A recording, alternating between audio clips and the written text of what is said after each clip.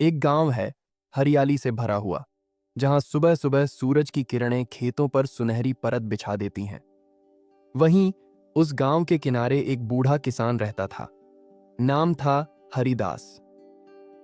हरिदास का चेहरा सूरज की तरह चमकदार नहीं था, लेकिन उसके माथे की लकीरों में बरसों की मेहनत की कहानियां छिपी थीं। वो सुबह सुबह उठकर खेतों में पानी देता, गायों का चारा काटता और फिर अपनी पुरानी लकड़ी की छड़ी लेकर गांव के रास्तों पर चल पड़ता। उसके पास दो बड़े घड़े थे, एक सही सलामत और दूसरा फूटा हुआ। दोनों घड़े एक लंबी बांस की लकड़ी के दोनों सिरों पर टंगे रहते। हर रोज वो उन घड़ों को अपने कंधे पर रखकर नदी तक जाता और दोनों को पानी से भरकर लौट आता। लेकिन जब वो घर पहुंचता तो पता चलता कि एक घड़ा आधा ही भरा रह गया है, क्योंकि रास्ते में उससे पानी टपकता रहा था। सालों तक ऐसा ही चलता रहा। सही घड़ा हर बार किसान के घर पूरा पानी पहुंचाता रहा और फूटा घड़ा हर बार खुद को शर्मिंदा महसूस करता। एक दिन जब सूरज ढल रहा था और किसान अपने बैलों को चरागाह से वापस ला रहा था, तब वो फूटा हुआ घड़ा कांपते स्वर में बोला, मालिक, क्या मैं आपसे कुछ कह सकता हूं? किसान मुस्कुराया। बोल बेटा, क्या हुआ? घड़ा बोला, मैं अब थक गया हूं। हर रोज तुम मुझसे उम्मीद रखते हो, लेकिन मैं आधा पानी रास्ते में गिरा देता हूं। मुझे बहुत शर्म आती है। मुझे लगता है मैं अब किसी काम का नहीं रहा। वो दूसरा घड़ा देखो, वो हर बार पूरा पानी लाता है और मैं हमेशा अधूरा रह जाता हूं। किसान कुछ देर चुप रहा, फिर मुस्कुराया और बोला, कल जब हम नदी से वापस आएंगे तो मैं चाहता हूं कि तुम रास्ते के दोनों किनारों को ध्यान से देखना। अगले दिन जब सूरज की किरणें खेतों को सोने की तरह चमका रही थीं, किसान ने फिर दोनों घड़े उठाए और वही लंबा रास्ता तय किया जो वो हर दिन करता था। नदी तक गया, दोनों घड़े भरे और वापस चल पड़ा। फूटा घड़ा अब ध्यान से रास्ते को देख रहा था और जब वो घर पहुंचा तो किसान ने उससे पूछा, कुछ देखा रास्ते में? घड़े ने धीरे से कहा, हाँ, मैंने देखा। मेरे रास्ते के किनारे किनारे फूल खिले हुए हैं, लेकिन दूसरी तरफ तो कुछ भी नहीं उगा। किसान ने हंसते हुए कहा, बिल्कुल सही देखा तुमने। और क्या जानते हो, ये फूल किसकी वजह से उगे हैं? घड़ा हैरान था। किसान बोला, तुम्हारी वजह से। मैं जानता था कि तुम फूटे हुए हो, इसलिए मैंने तुम्हारे रास्ते में बीज बो दिए थे।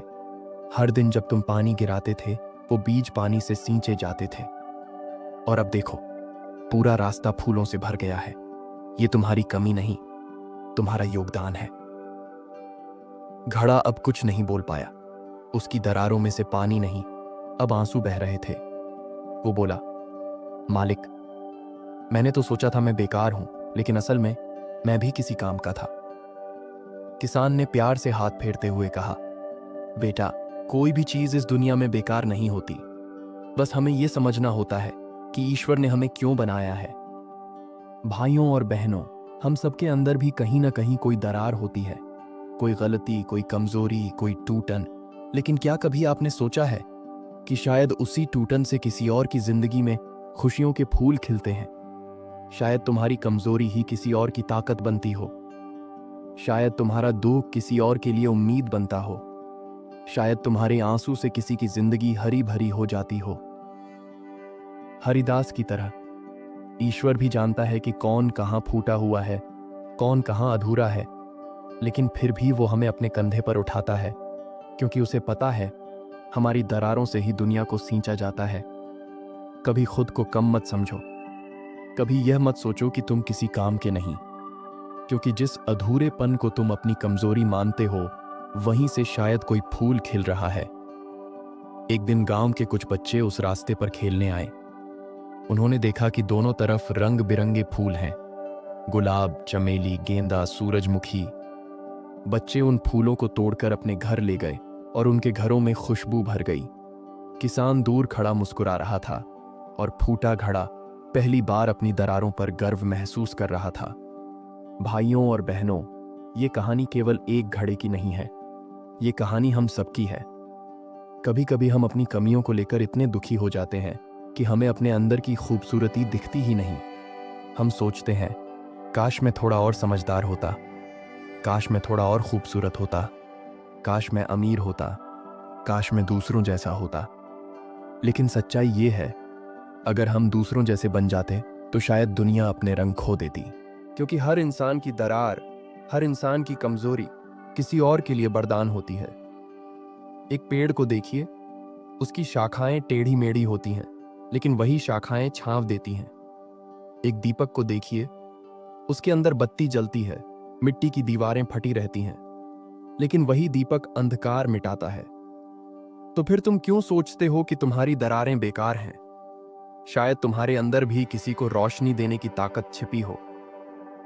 रात जब किसान सोने जाता तो वो अपने दोनों घड़ों को देखता और मुस्कुराता, क्योंकि उसे पता था संपूर्णता में नहीं, अधूरेपन में भी ईश्वर का सौंदर्य छिपा है।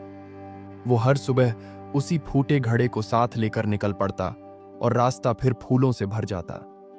वक्त गुजरता गया, घड़ा और पुराना होता गया, लेकिन उसकी दरारों से अब कोई पानी नहीं टपकता था, बल्कि खुशबू झरती थी।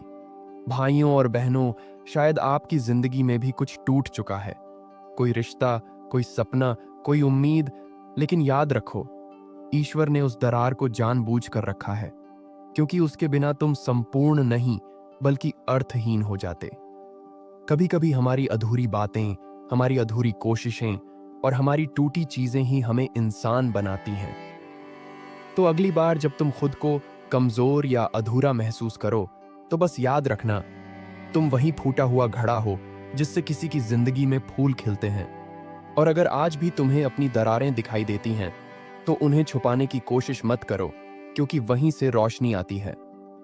भाइयों और बहनों, अगर इस कहानी ने आपके दिल को छू लिया, तो इसे आगे जरूर सुनाइए, क्योंकि हो सकता है किसी और की जिंदगी में भी आपकी आवाज से फूल खिल जाए।